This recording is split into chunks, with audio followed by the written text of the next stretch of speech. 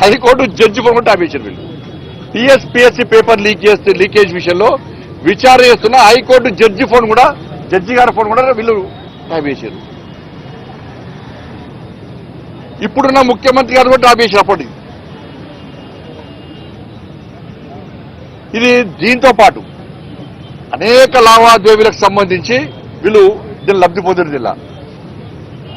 అసలు ఈ ప్రభాకర్ రావు అంటోడు, ఈ రాధాకిషోర్ పెద్ద లఫంగాలు వీళ్ళిద్దరు ఫాల్తుగాలు వీళ్ళిద్దరు. నేను ఈ భాష మాట్లాడుతూ నాకే సిగ్గనిపిస్తున్నది. వాళ్ళు చేసిన భాగవతం లోపల వాళ్ళు చెప్తుంటే వీళ్ళను సమాజం క్షమించదు. వీళ్ళకు ఉరిశిక్ష చేస్తే ఒక్కసారి చచ్చిపోతారు. ఉరిశిక్ష చేసి వీళ్ళు క్షణం ఆ రోజు నేను కానీ, మా పార్టీ కార్యకర్తలు కానీ, మా నాయకులు కానీ, ఇతర పార్టీ నాయకులను ఎంత క్షోభకు గురి చేసారో ఈ ఫాల్తుగాళ్ళు ఇద్దరు ఎంత క్షోభకు గురి చేసారో వాళ్ళు విషయాలు చెప్తుంటే నిజంగానే షాక్ గురైనా. ఆశ్చర్యం అనిపించింది. గింత నీచులా వీళ్ళు, గింత ఫాల్తుగాలా వీళ్ళని వేసింది రేవంత్ గారి ప్రభుత్వం రాగానే కథం ఒకడు అమెరికా వీకిండు, ఇంకో అరెస్ట్ చేయడానికి గిన్ని సంవత్సరాలు పట్టింది. కాపాడే ప్రయత్నం రేవంత్ రెడ్డి ప్రభుత్వం చేస్తున్నది. ఇవాళ ఈ ఎస్ఐబి ఏం చేసిందంటే, నేను మళ్ళీ చెప్తున్నా, కేవలం ఈ ఫోన్ ట్యాపింగ్ రాజకీయ నాయకుల యొక్క వ్యవహారాలు తెచ్చుకోవడం, వాళ్ళని అడ్డుకునే ప్రయత్నం చేయడం, అనుగొల్కే ప్రయత్నం చేయడంతో పాటు చాలా మంది వ్యాపారస్తుల ఫోన్ కూడా ట్యాప్ చేసారు వీళ్ళు. వాళ్ళ లావాదేవీలు, వాళ్ళ బిజినెస్ ట్రాన్సాక్షన్స్ కానీ, వాళ్ళ బిజినెస్ సంబంధించి అన్ని రహస్యాలు తెచ్చుకొని ఫోన్ చేసి కేసీఆర్ కొడుకు ఫోన్ చేసి వాళ్ళని బ్లాక్మెయిల్ చేసి వేల కోట్ల రూపాయలు దొబ్బిపోయారంటే గిదే ఫోన్ ట్యాప్ కావాలని. ఇలా నేను అడుగుతుండే ఇలా రేవంత్ రెడ్డి గారి ప్రభుత్వాన్ని, కాంగ్రెస్ ఎగ్జాంపుల్ చెప్తాను, కాంగ్రెస్ పార్టీకి సంబంధించి ఖమ్మం ఎంపీ అభ్యర్థి దగ్గర 7 కోట్ల రూపాయలు పట్టుకున్నారు వీళ్ళు పోలీసు వాళ్ళు. బీఆర్ఎస్ గవర్నమెంట్ లో ఏమైనా పైసలు, ఏమైనా 7 కోట్ల రూపాయలు. ఇట్లా చాలా మంది కాంగ్రెస్ పార్టీ నాయకుల దగ్గర 100 కోట్ల రూపాయలు వల్ల మీరు సీజ్ చేసి పట్టుకున్నారు.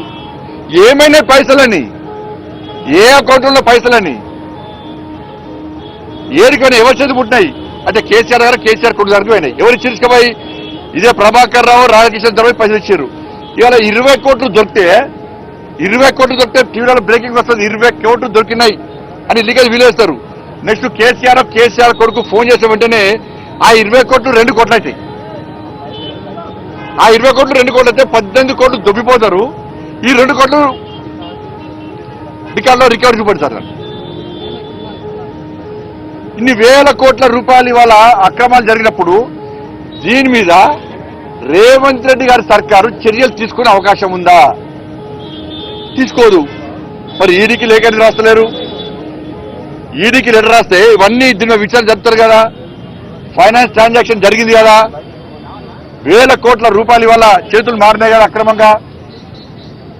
ఇవాళ నడుతున్న సిట్ అధికారులు చాలా మంచి ఆఫీసర్లు. ఈ ఇద్దరి అధికారుల మీద మాకు ఏం వ్యతిరేకత లేదు. ఇద్దరు చాలా నిజాయితీ గల ఆఫీసర్లు, మంచి పేరుంది. కానీ మాకున్న అనుమానం వల్ల ఈ రేవంత్ రెడ్డి గారి సర్కార్ మీద మాత్రమే అనుమానం. సంవత్సరమే 1000 ఫోన్లు ట్యాప్ చేసినట్టు ఆధారాలు దొరికినాయి. మీకు ఎన్ని సంవత్సరాలు వస్తారు దీన్ని? ఇంకా ఎన్ని సంవత్సరాలు వస్తారు దీన్ని? కమిషన్లు ఇస్తారా, టైం పాస్ చేస్తారా? కమిషన్లు రిపోర్ట్ ఇచ్చాక ఎవరు చదివించుకోలేదా? ఇన్ని సంవత్సరాలకి సంవత్సరం దాటింది, ఏ ఒక్క రాజకీయ నాయకుల మీద అరెస్ట్ చేసిరా మీరు? కేసీఆర్ గారు, కేసీఆర్ కుటుంబం మీద చర్యలు తీసుకుని అరెస్ట్ చేసిరా ఎవరన్నా? ఎందుకంటే ఇద్దరు ఒకటే. నేను ఈ అధికారులు అడుగుతున్నా, ఇవాళ ప్రభుత్వం అడుగుతున్నా, ముఖ్యమంత్రి గారు ఫోన్ ట్యాప్ చేశారు కదా, ముఖ్యమంత్రి గారిని పిలిచి విచారణ చేసే దమ్ము వీళ్ళకుందా, అధికారం వీళ్ళకుందా? సాక్షాత్తు జడ్జిల ఫోన్ ట్యాప్ చేశారు కదా, జడ్జిలను పిలిచి విచారణ చేసే అధికారం వీళ్ళకుందా?